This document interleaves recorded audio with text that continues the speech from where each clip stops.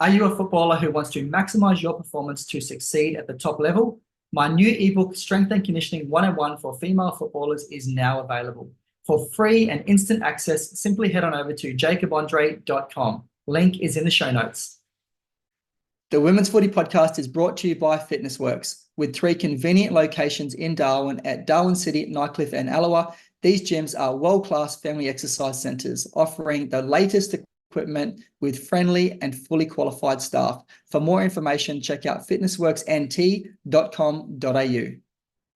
G'day and welcome to the Women's Footy Podcast. I'm your host, Jacob Andre, and today I am talking about what specific strength exercises you should do for your position. So I'm going to talk about this from the point of view of the Footy Fit program. So how am I qualified to speak about this? So if I go right back very quickly, my background is in strength and conditioning and more broadly in sports science. So I did a double degree at uni in sports science and teaching. I went back and studied a graduate diploma in psychology. I did a certificate 3 and 4 in fitness.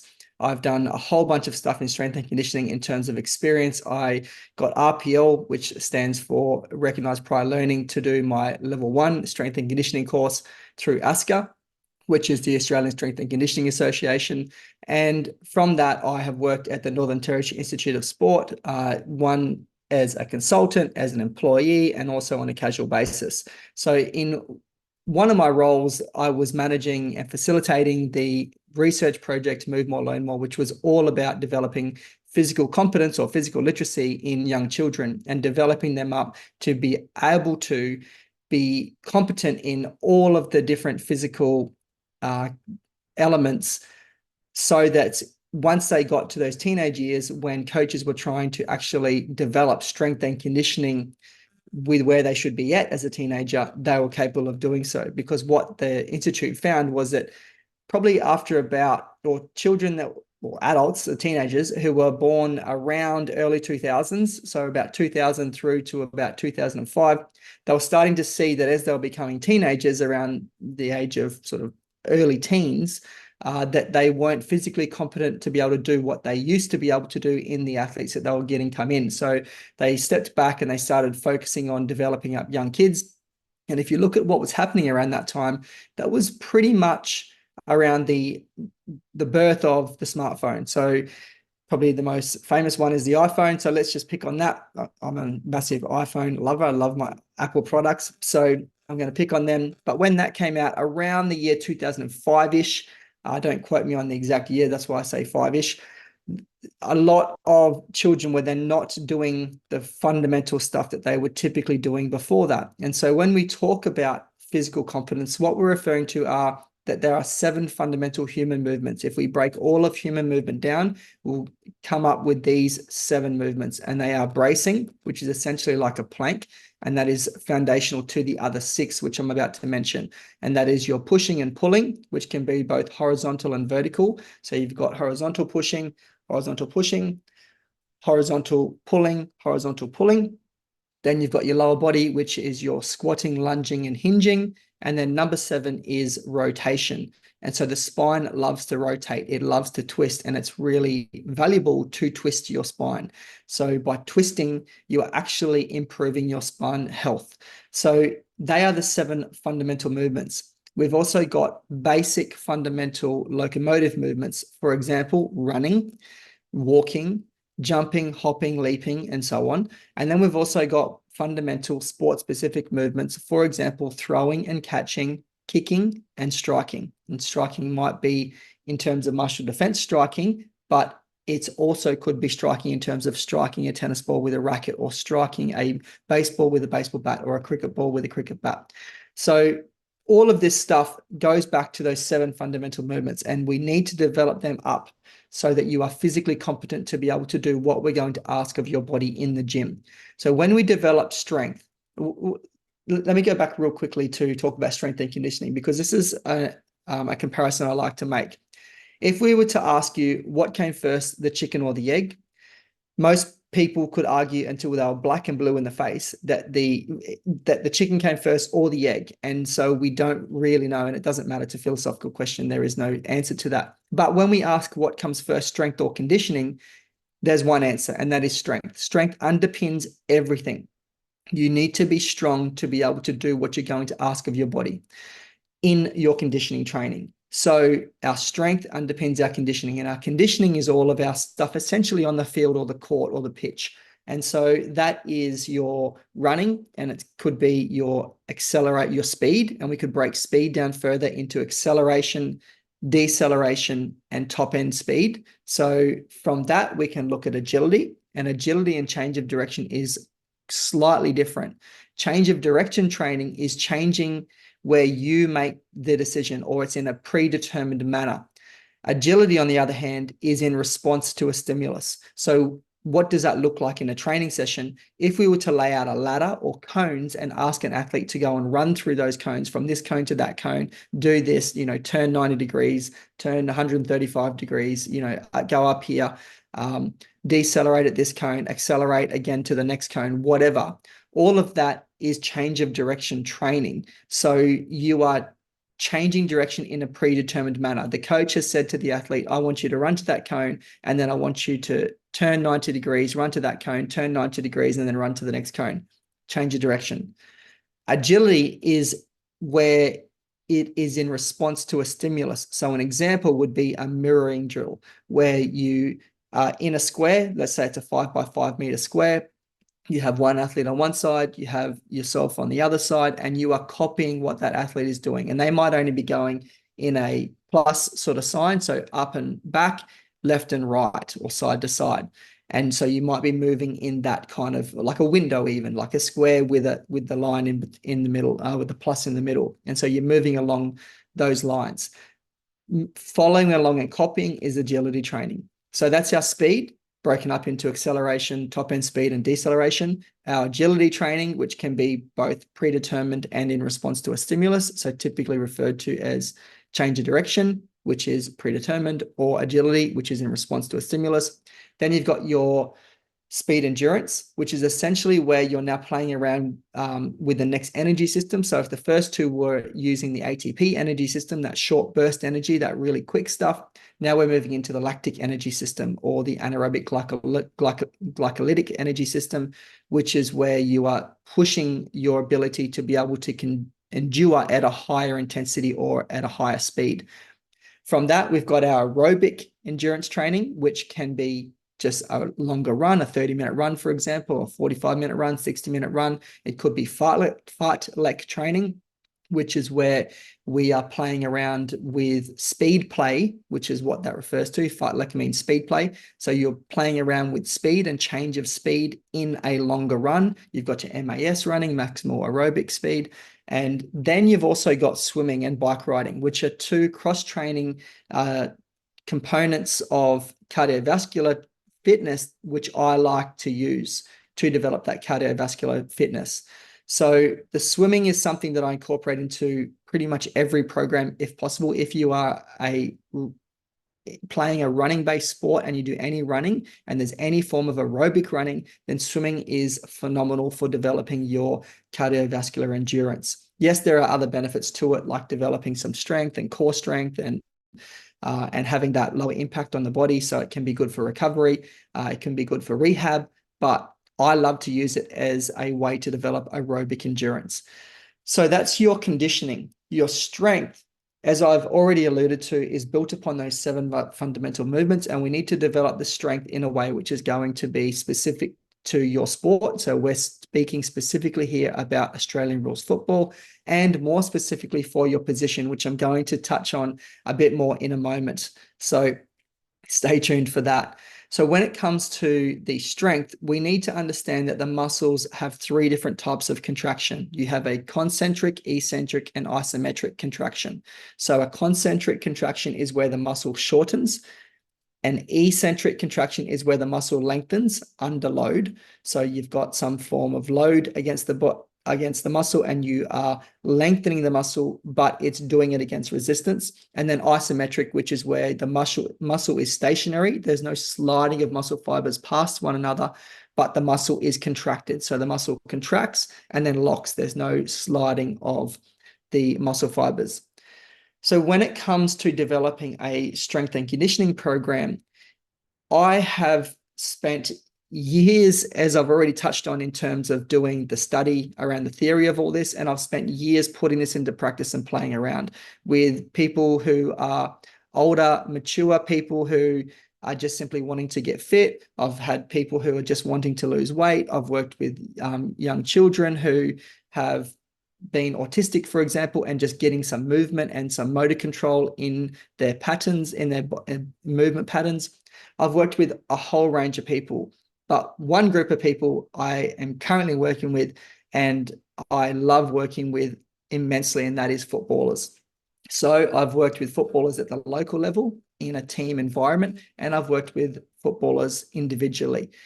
I have also worked inside the AFLW Adelaide Crows program for 3 seasons, and that was a huge buzz to get to see how that worked and how that program was created and what they did on a day-to-day basis right throughout the entire year, not just within season, but but over an entire year.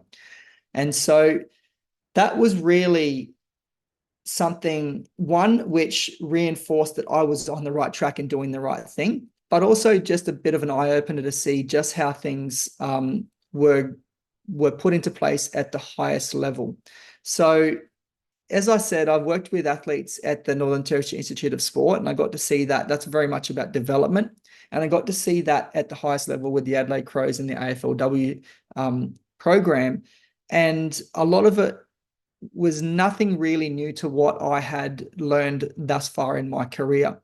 But I'd spent a lot of time working with runners and running-based athletes. So sports where running is a major part of the sport, like football, as well as rugby league, rugby union, basketball, netball, you name it. I've just about worked with athletes in that sport. But my background is also athletics. And so I got into athletics through surf lifesaving. I went down to surf lifesaving at about the age of 15. And I realized that I was pretty good at the beach events. So this is the beach sprints and the beach flags. The beach sprints is a 90-meter straight sprint, just like on the track, but it's over 90 meters. And the beach flags is a 20-meter sprint where you start on your stomach facing the other direction. This was my favorite event, and I made a national semi-final at the Aussies, which is the Australian National Championships for surf lifesaving.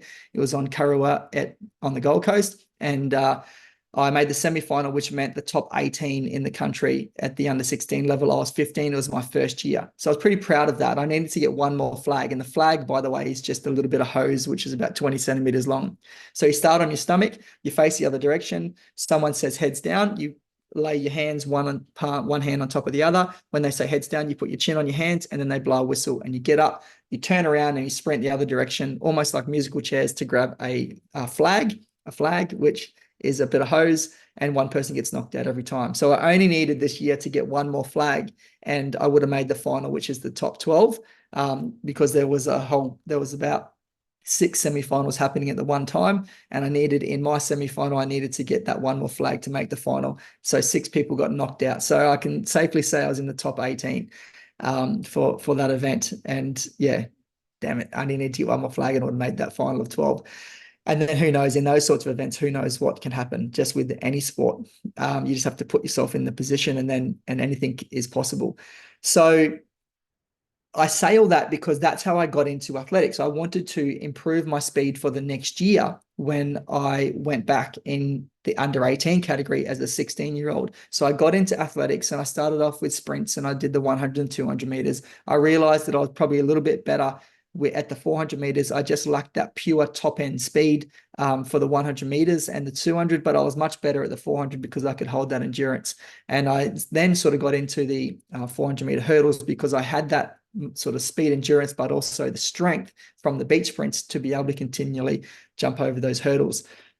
So I got into athletics, and from there, I ended up tearing my hamstrings over a period of a couple of years, from about the age of 16 to about 18, maybe 20, maybe 21. I can't really remember, but over a few year period.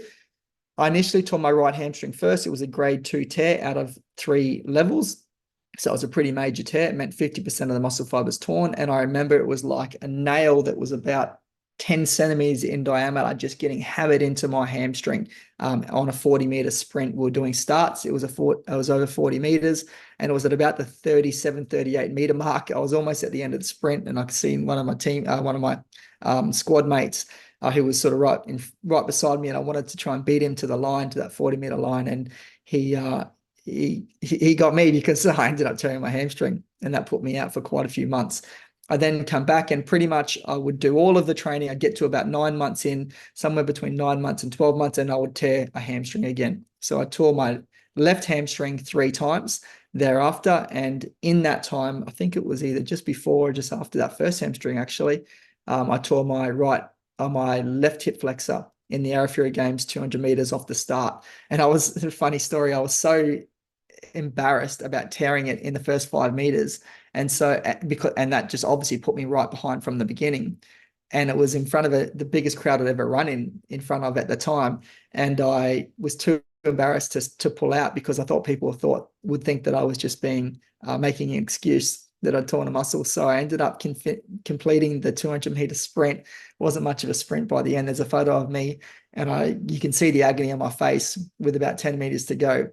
And I was a long way behind. I should have just pulled out. I was probably about 50 meters behind. But yeah, that was not a fun experience. But I don't know. I kind of feel proud of the fact that I managed to finish it off with a pretty major muscle tear. Despite a major muscle tear. But I wouldn't recommend that to anyone. All I did was just did more damage and in order to try and protect my ego. But anyway, so through all of that, through those experiences of tearing my hamstrings 4 times between the two and my hip flexor, I wanted to know why I was doing this. And every time I went to a physio and then I would have my athletics coach, I never had a strength and conditioning coach, a specific strength and conditioning coach. And I wish I did. The physios always gave me the rehab exercises. I did them, probably not 100%, but pretty well for most people. I probably did them about 80% and got myself back running again, did the rehab stuff through with what the physio said, as well as my athletics coach to get me back and running. And then as soon as I'd put in a few months of solid training again, where I was able to train properly out of rehab and into full-blown training, I would then tear it again, coming into sort of peaking time for the next competition. And everyone kept saying, particularly the physios, you're strong, but keep working on core strength, keep working on core strength, keep working on core strength. My athletics coach was giving us gym programs, and they were not necessarily qualified to do so. They were athletics coach. They were about sprinting rather than the actual strength and conditioning of sprinting. And they, particularly the strength. And so I would do these gym programs, and I was very strong. I had the strength through my core. I had strength in my body. And it was one of my strengths was my strength from the beach events, the beach sprints and the beach flags. But something was amiss because I just kept tearing these hamstrings. And so this then led me into going, okay, well, why is this happening? And through chance, I knew a bunch of the guys from the NT Institute of Sport because I'd been training at the athletics track, which is at the same location. I'd done some voluntary work there. I'd done some paid work there casually. And one of the guys went down to the AIS in Canberra and saw this guy speak, and his name was Franz Bosch. So if you've ever heard of Bosch Mechanics, this is the guy who I'm referring to. The AIS brought him out to Australia and he spoke in Canberra. And one of these guys who was working at the local Institute of Sport here in the Northern Territory saw him and said, can we pay for you to come to Darwin? So he brought Franz Bosch to Darwin and invited a whole bunch of people who were sort of in the field of strength and conditioning to come. It was a 2-day workshop. I went along and I actually got to personally speak to Franz Bosch and asked him some specific questions, which is for another episode, but that was extremely insightful. And from that, I really truly believed that this was the missing piece. This was why I had continually torn my hamstrings. And so I went to work on trying to implement Bosch mechanics or front side mechanics, positive side running mechanics, whatever you want to call it. There's a whole bunch of different names for it, but essentially Bosch mechanics is probably the most common. By putting all that together, I actually fixed my issue. And so now I'm a massive advocate for any Bosch mechanics type training when it comes to running mechanics. There's some nuances and there's some stuff that you need to be aware of, and you can't get too boshed, but you certainly need to take the fundamentals of what he is saying. He's coached athletes to Olympic Games gold medals in the jumps and sprints. He's worked with national rugby union teams and other sporting teams. And he's also a university professor. So he's got the theory and he's got the practical side of it, which I absolutely love. Hey, Jacob here with a quick message. If you're enjoying this episode of the Women's Footy Podcast and you want more fitness tips for the female footballer, I encourage you to join our Instagram channel, Footy Fit Fam. Link is in the show notes. Now, back to the show.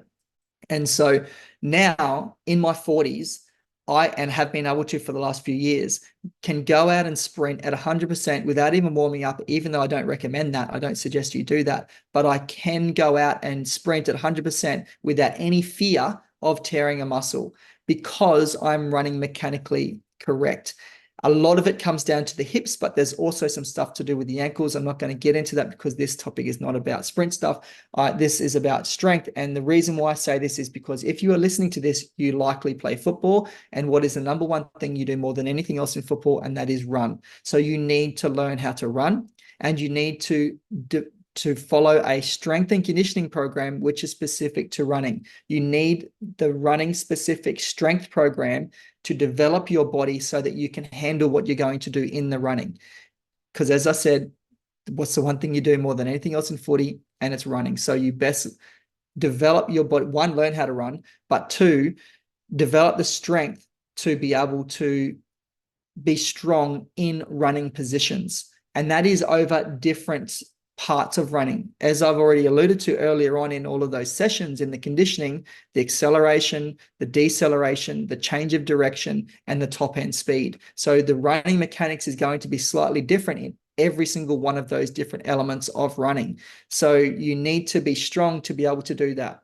And to go back to the chicken or the egg analogy, or the strength and conditioning analogy, what comes first? Strength comes first, conditioning comes second, but there's actually another one that fits in there that goes in between it. So conditioning moves out to third in line, and number two is running mechanics. So the strength comes first, and that gives you the strength to be able to do what you're going to ask of your body in the conditioning, and also in terms of the running mechanics. So to allow your body to be able to hold it in a mechanically efficient position. Number two is running mechanics and learning how to run. So you've got the strength to be able to handle what you're doing in all of the drills and all of the running when you're practicing the new running technique and improving your mechanics. And then number three is your conditioning, which is where you go out and you run and you do all of that stuff, the speed, change of direction, speed endurance, long distance running, all that stuff, in order to have all the different elements of running that you have in a game of football.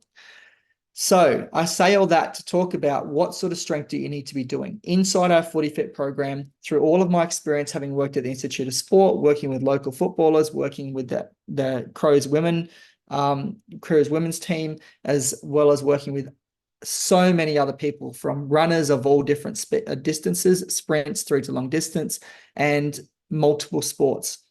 The one thing that I have learned from that is that you need to have a really sound strength program, which is periodized. Now, periodization just means that you're going to focus on different things at different times of the year. Within that, you have three different cycles. You have a macro cycle, a meso cycle, and a micro cycle. Now, your macro cycle is your program that is going to consist of several months. Then you've got your mesocycle, which is something that consists of several weeks, and your microcycle, which is something that consists of several days. Now, there's different sort of nuances to that, but that's put most simply. So your macro cycle with the Footy Fit program, which I created from all of that experience and sitting there and taking particularly the stuff with the Adelaide Crow stuff, but I already had a lot of what I wanted to put in there from my other experiences, as well as all of the stuff to do. I've done a lot of rehab over the years, and I wanted to incorporate a lot of prehab, which just means like the exercises that you would do to prevent your body from getting injured. And the five most common areas that I get asked about are shoulders, back, hips, knees, and ankles. And knees being a key one, probably, as well as back and shoulders as well, because the shoulder is capable of so much movement in all different directions. The knee, is probably the big one, particularly in terms of football. So I wanted to have all this stuff in there. So I took everything I knew from those 5 different areas of the body in terms of the rehab, put it into what I would do to prehabilitate the body to prevent it from getting injured, incorporate all the running strength stuff, as well as what you need to be able to dominate on the field of football. And so with all of that, I created these 2 macro cycles. It was pre-season and in-season. So pre-season goes for 6 months, in-season goes for 6 months. And there can be little changes to that, but put most simply, that's the way it goes.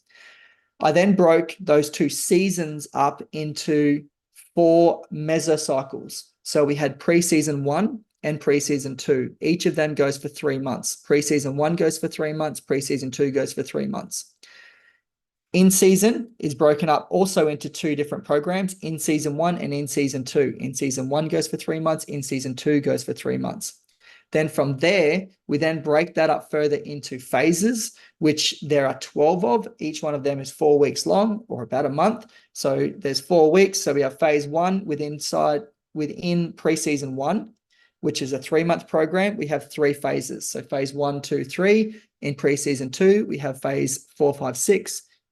In season 1, 7, 8, 9, and in season 2, 10, 11, 12. And the program is then broken up to focus on different things at different times. So within the preseason program, which is, I refer to preseason 1 being the general physical preparedness 1 phase, we have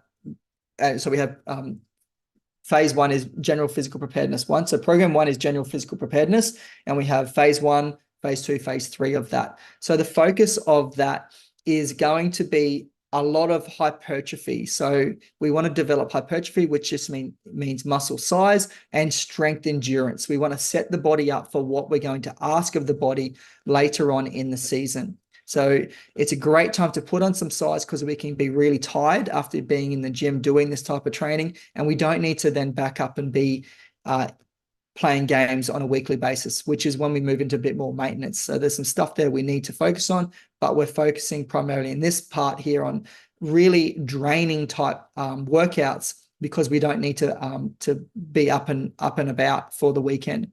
So in this, we're going to focus on on this, actually, by the way, we have 2 different types of program. We have the mature athlete program and the developing athlete program. And the way I like to divide them up is the mature athlete program is for someone who's been in the gym, who's physically competent in those 7 fundamental movements, is physically competent with lifting weight. So it can perform a bench press effectively, a squat, a deadlift, and a shoulder press. So the 4 big key lifts effectively. And from that, they have probably had a few years experience in the gym. They've probably been lifting weights for about 3 years or more. A developing athlete is someone who isn't physically competent in each of those 7 fundamental movements, isn't really confident or competent at performing those lifts that I just referred to, being bench press, shoulder press, squats, and deadlifts.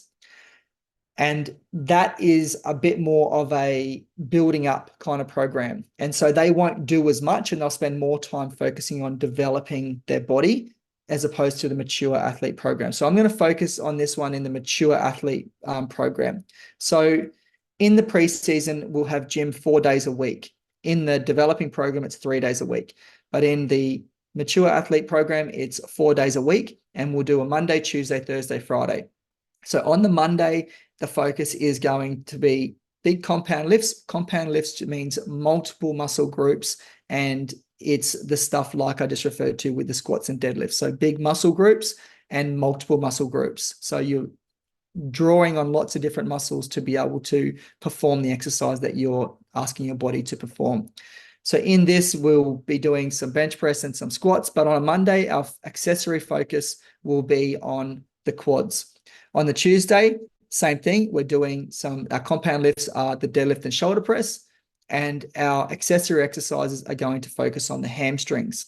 On the Thursday, we go back to focusing on the bench press and squats again, and our accessory exercises are our upper body pushing movements, so our chest and triceps in particular. And our Friday session is back to the deadlifts and shoulder press, and our accessory exercises are our upper body pulling exercises. So the stuff for our back and our biceps. Of course, you need to have, or not of course, but you really should have in there some lower leg stuff, and we incorporate lower leg stuff every day, and we split that up between front and back, similar to what we do with the other exercises on the other days. And so we have our lower leg stuff and our at the back or posterior, and our lower leg stuff at the front or anterior. And so anterior, the main muscle there is your tibialis anterior, which is essentially like a braking muscle, super important for running mechanics, as are our posterior lower leg muscles, which are our gastrocnemius and our soleus. Now, your gastrocnemius is going to be targeted when you're doing calf raises with a straight leg, and your soleus, which is the deeper muscle in your lower leg behind, in sort of in the middle of your lower leg, it sits just in front of the gastrocnemius. That one there is going to be targeted when you do calf raises with your knees bent. So you can either do a bent knee standing calf raise, or you can do a seated calf raise.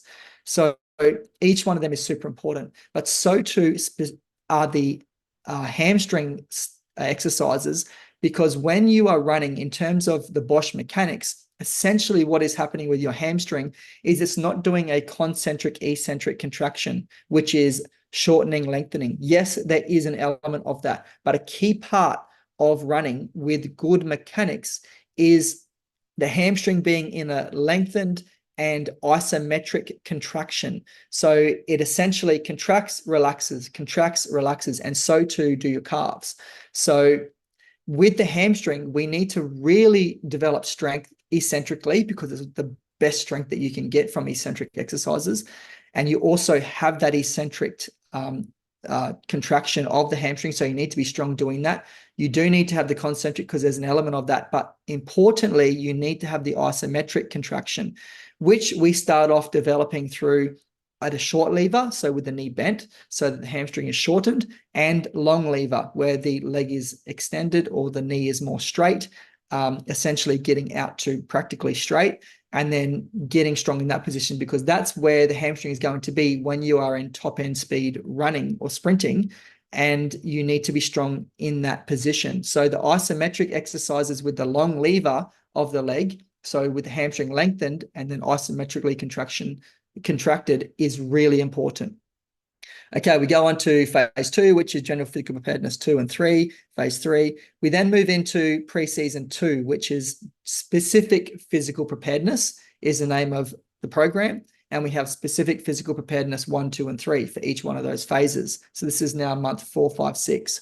So our workouts change slightly on those days. And so now we go into Monday being a lower body compound lift day, the Tuesday, the next day, being a lower body accessory day, the Thursday being upper body compound lift, and the Friday being upper body accessory. So they've changed slightly from the program 1, pre-season 1, where we had the compound lifts on every day. We just changed the focus from anterior to posterior, and from quad focus to hamstring focus to upper body push to upper body pull. So now in this one, Monday becomes our lower body compound lift day. So these are our big compound lifts where we're using multiple muscle groups. So it's going to be squats and deadlifts, for example.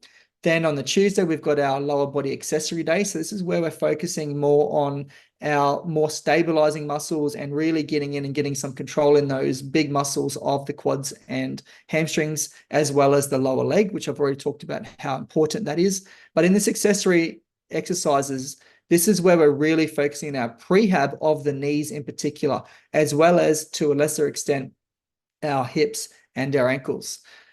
On the Thursday, we go into our upper body compound. So this is our bench press and push and our shoulder press, as well as potentially our lat pull down or some kind of vertical pulling movement. And the Friday is our upper body accessory stuff, which is where we're going to be working on our deltoids. Super important for football because we're taking bumps and putting bumps on, and also the biceps and triceps. So we've got that other strength in there, as well as our more stabilizing stuff for our shoulders to make sure our shoulders are strong. And this is where we're going to be focusing on our shoulder prehab stuff, because it's important, as I said, that we are strong in our shoulders, because the shoulder joint is capable of so much movement. And so we can end up getting injured in a game of football because we're jumping up with our arms in the air and we're in a compromised position where we can potentially get hurt. Okay, that takes us through to when the season starts. And then once the season starts, we now go into the in-season program from a macro cycle point of view. And we go into our mesocycle of in-season in season one and then in season two. And in season one, that is called general competition. So this is our first 3 months, and we have general competition 1, 2, and 3 for phase 7, 8, and 9. And then we go into in season two, which is then our specific competition.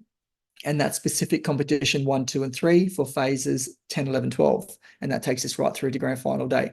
So the workouts change in the in-season program in season one to the Monday being about lower body accessory exercises. And so a lot of players are going to be sore on the Monday. And so we program this on the Monday to get going again. We can change this if we need to, and we can make it some kind of like flush run, or sometimes we often even do a flush run as well as this gym session. It could be a pull session if we want it to be more recovery, but I'm not speaking about conditioning in this right now. I'm speaking about strength. So the Monday is our lower body accessory workout.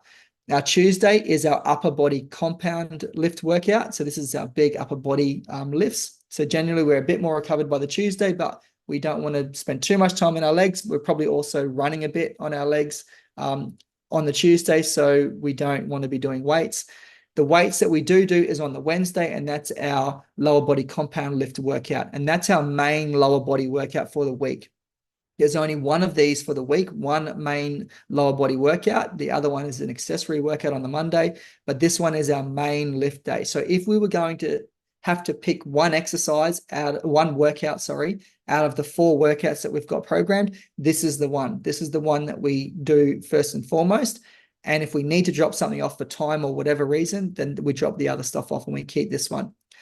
We also don't want to be doing weights on our legs after the Wednesday, because if you're playing on a Saturday, we want to have about 3 days where you can be off having done weights so that you're feeling a bit more fresh. As I said earlier, the focus at this point is now to get you up and going again for the weekend. And if you've read any of the testimonials on our website, specifically the one by Ryan Nyhouse, former Fremantle Dockers player and NT Thunder captain, NT representative team captain, he mentioned in there that he loved the way that the program got him up and going every week, because he was always feeling sore. And so he didn't have sessions that were really demanding, hence the Monday session, the accessory stuff, to help him get feeling good again and get going for the week. And then the main lifting stuff on the Wednesday. And then he then felt good for the weekend to be able to play again. So he was up and ready each week. And that's the priority here. So we're also getting some other stuff in, some key stuff in terms of the running strength. We're also getting some key stuff in terms of the joint prehab exercises, particularly of the knees and the shoulders, as I've already alluded to. And we're getting you up and going so you're feeling good. And we're also getting you ready to be able to peak. So you're going to be feeling good week to week, but you're not going to be feeling your best. That comes in the final phase 12, which is when we're in finals. And you'll start to feel like that in the last 3 phases as it changes from in season 1 into in season 2. Because in season 2 is all about not just getting you up and going as it is in season 1. It's about lightening the load and getting you feeling really light and powerful, taking advantage of everything that you've built in the preseason, especially if you've done all 6 months of it, preseason 1 and 2. And there's no reason, by the way, why you couldn't just do preseason 2 and not, ideally it's best if you do preseason 1 first, but if you just do preseason 2 and that's 3 months, then that's fine. But obviously best to do a lot.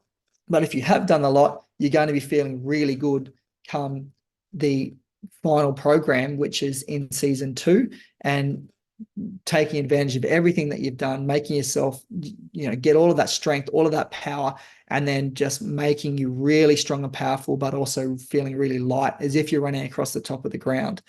So to come back to the in-season program, it's the same sort of programming for in season 1 and 2, where the Monday is the accessory, the Tuesday is the upper body compound, the Wednesday is the lower body compound. As I said, no weights on the lower body after the Wednesday.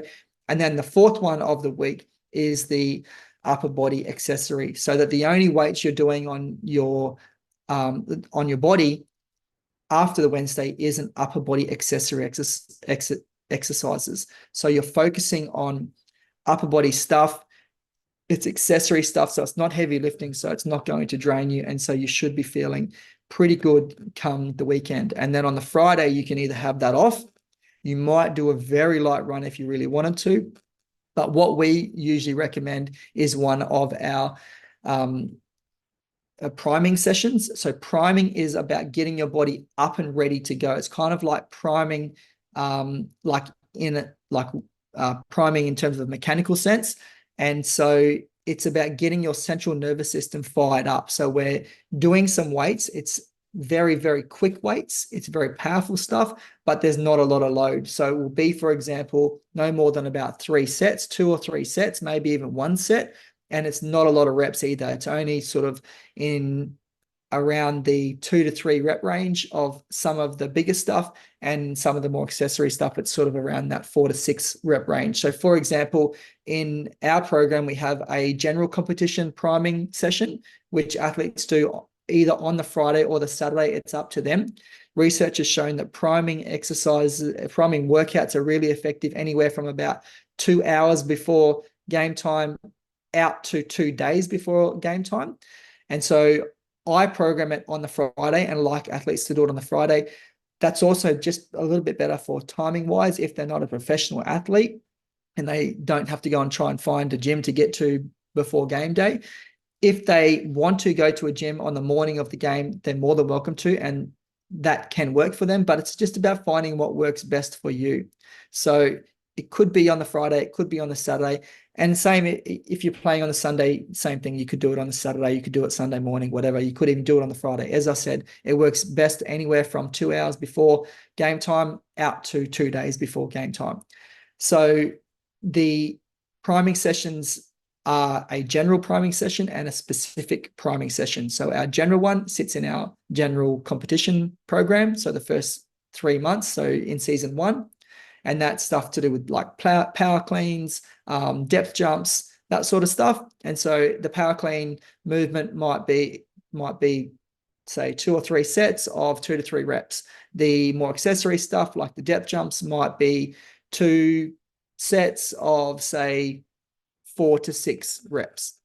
And then we have a specific competition, which is where we use like an eccentric loaded trap bar jump. So you're holding onto a trap bar, you lower it down, let go, and then jump up, explode up out of the hex bar or the trap bar. And then you've got your other accessory stuff like box jumps. Sometimes we do double leg, sometimes we do single leg, depending. But that's all in there on that Friday, so long as you do it sometime between 2 hours before and 2 days before. That will take you right through to the last phase, which is where we keep the workouts the same in terms of the Monday through to the Thursday. So Monday accessory, Tuesday, lower body accessory, sorry, Tuesday, upper body compound, Wednesday, lower body compound, Thursday, upper body accessory. And it's just the reps and sets which change. They generally come down and get a little bit lower. So that is general. So what I said at the start was I was going to talk about specific for your position. And this, for most people, is going to be more than enough. If you follow the program this detailed, it would suit you no matter what position you play. And in my time having worked with clubs, generally all the players are doing the same thing. There might be some nuances at certain times with certain positions, but even at the highest level, generally all the players are doing the same program. The two positions which might change are the full forward and the full back. So generally, they're much more power athletes as opposed to aerobic athletes. So yes, if you're a midfielder, you're going to be much more aerobic and you need to run more. So your gym program may change slightly. If you're a running half forward or half back flanker or a winger, you are going to be probably doing a lot more of the anaerobic glycolytic stuff. So you're probably doing more longer sprints. It may not be as aerobic, but you might be doing longer sprints and you need to be able to be aerobic in your running, but you also need to be able to perform sprints at longer distances, and you need to be able to repeat sprint, which means that you sprint up one direction, say, for example, you're running up in attack, your team's going forward, then there's a turnover, and then you need to help get back and defend. So you need to sprint back. And then in some cases, sometimes there's another turnover and you've got to be able to go back again. So the ability to be able to repeat sprint up and down the field is really important for anyone pretty much between the 50s. So the midfield and the flankers and the wingers. Then you've got your pocket players, which generally may not need to do as much aerobic running or as much longer sprints, but their sprints are going to be shorter. So they may be doing sprints that are around sort of 5 meters through to 50 meters, as opposed to the flankers and the wingers doing maybe sprints that are around 15 meters through to 100 meters. Then your full forward and full back are generally not going to be doing as much running. They are going to be much more powerful athletes, and they're going to be doing more sprints, which might be anywhere from 5 meters through to 50 meters. But in saying this, it's really important you are careful, because football is changing and evolving. And what I'm describing is typically what football has been decades ago.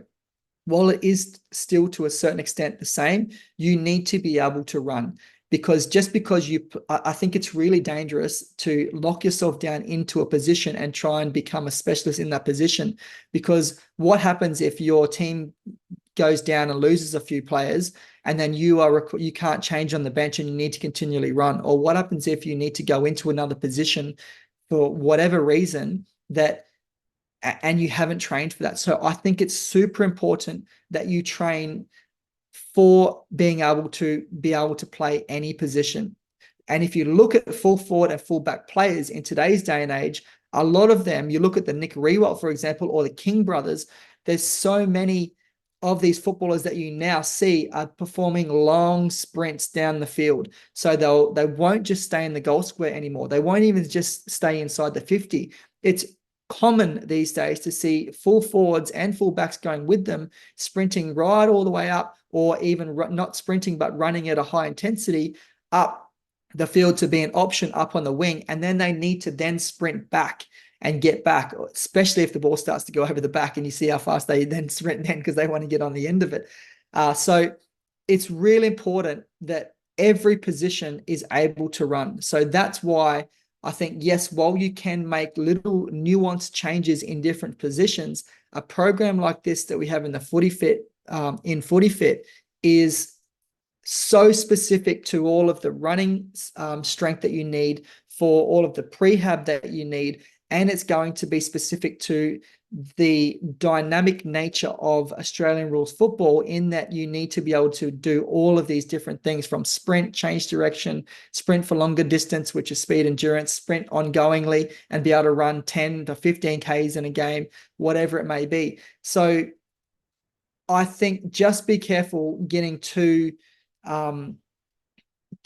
specific on what position you play.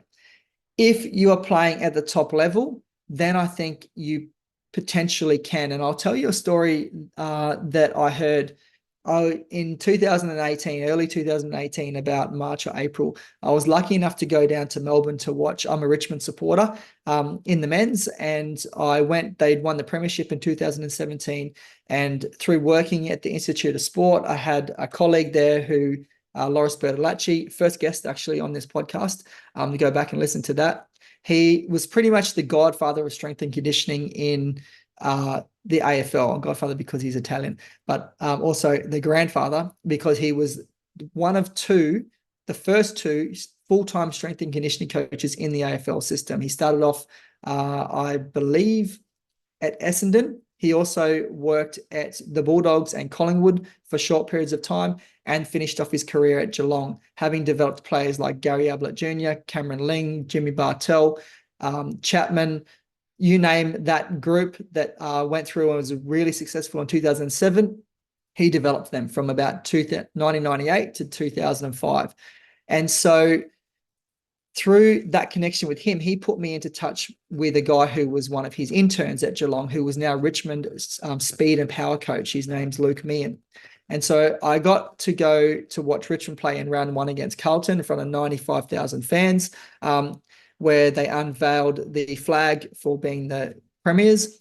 And I got to go out to Richmond Football Club and tour the facilities and see some of the players train. And I was speaking to Luke and I said, what happened last year with Dusty? Because if you don't know the story, not only did Richmond win the premiership that year, but Dusty won the Norm Smith for the best on ground in the grand final and the Brownlow medal that year. And so, but in watching throughout the season, I could see that something looked different in the way Dusty was playing and the way, he kind of just looked on the field. And I asked Luke, what did you do different with Dusty's program? And he said, well, look, we identified that, the strengths of each player and we just went with those strengths.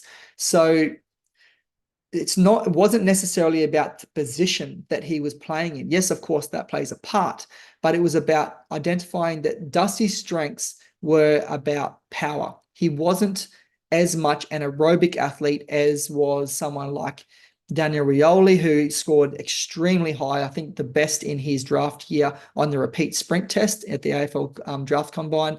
Other players like Jason Castagna and Kane Lambert, who were just Camden McIntosh, who played on the wing, who were just aerobic running machines. Same with Trent Cotchin, was able to continually run, but wasn't necessarily very fast. So what they identified was that, yes, Dusty was aerobic. He was an aerobic athlete. He had to be because he plays football in the AFL. So he has to be aerobic. Every player has to be aerobic. He was able to sprint. He was able to run at high intensities. He was able to do all that stuff. But his strength was his power. He was very strong with being able to explode away from packs and be strong in packs and get out of packs. So what they did was they identified this and said, okay, speaking with the head coaches, this is Dusty's strengths. So why don't we try and focus on that and make them even more of a strength for him rather than trying to make him like a cookie cutter athlete like everyone else. So rather than say, we need, him to be able to just continue to run. So the coaching staff, the football coaching staff like Damien Hardwick, the head coach, said, okay, we're happy with that. Let's have, like, each player has a role. And so I will let you, as a strength and conditioning staff, train Dusty for more power. So Dusty's program changed. He still had to keep his 2K time trials up, measured by his 2K time trials. So he still did his aerobic running and he still did all of the other high intensity running that he needed to do to play AFL. But in the gym, they gave him more of a power program so that he continued to work on his power. Some of his other running stuff changed to a bit more power type running as well. But generally, from what I can tell, he was given a license to not chase beyond a certain distance. So if you look at the radius around a pack where Dusty is in, if Dusty got the ball in that pack, he was able to explode away and he would deliver. If the other team got the ball, he would put in a small effort of maybe 5 meters and he would chase. I don't know this one for sure, but this is from what I saw him playing. He would sort of chase initially for the first few steps because he had that power to do so. And he would put in. If he wasn't able to tackle or get to the opponent, then he had permission to be able to switch off and pass on over to the next line, which would be, say, the half back line or the full back line, or whichever was the next line. So his training changed from being someone who continually ran. The players that were continually running were players like Camden McIntosh and Kane Lambert, who I've mentioned, and Dan Rioli, who were running up and down the wings and through the center, doing all of that like aerobic running. But Dusty, while he was capable of doing that aerobic running, was a power athlete and his training changed for that. And we do allow for that in the Footy Fit program. So if players come in, there's a program there, which is our skeleton. And I truly believe it's important you have a really strong skeleton of a program. And then from that, you can make nuances for different players based on what their strengths are. And that comes about in our wellness consultation, which we do in our initial inductions, as well as speaking with the players on a regular basis to be able to make those changes to suit what their strengths are and making their strengths stronger, as well as working on their weaknesses and improving them. But the key thing is not, in my opinion, is not necessarily trying to bring up weaknesses and make them a strength, but improve them to a standard that's you're happy with, but make the strengths even stronger, because that's what you've already got. That's your foundation right there. That's your X factor. And by working on that, you improve that X factor. So that is how you develop a strength program specific for your position, but it's more important that it's specific for what your strengths are. Thank you so much for joining me in this week's episode of the Women's Footy podcast, and I'll see you next week. Are you a footballer who wants to maximize your performance to succeed at the top level? My new ebook, Strength and Conditioning 101 for Female Footballers, is now available. For free and instant access, simply head on over to jacobandre.com. Link is in the show notes.